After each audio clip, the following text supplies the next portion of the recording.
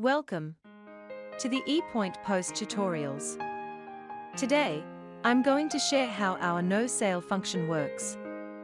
No sale function is where you through our system to open the cash drawer without any sales transaction involved.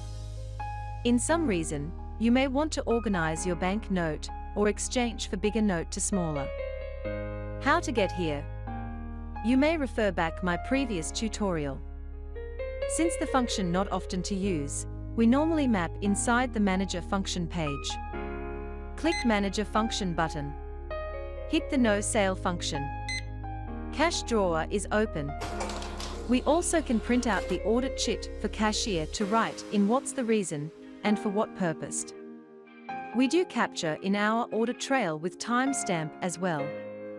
End of day at X and Z report is capture number of times that you perform no sale function. That's all for now.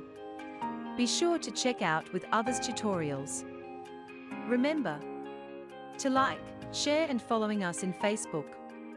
Thanks for watching.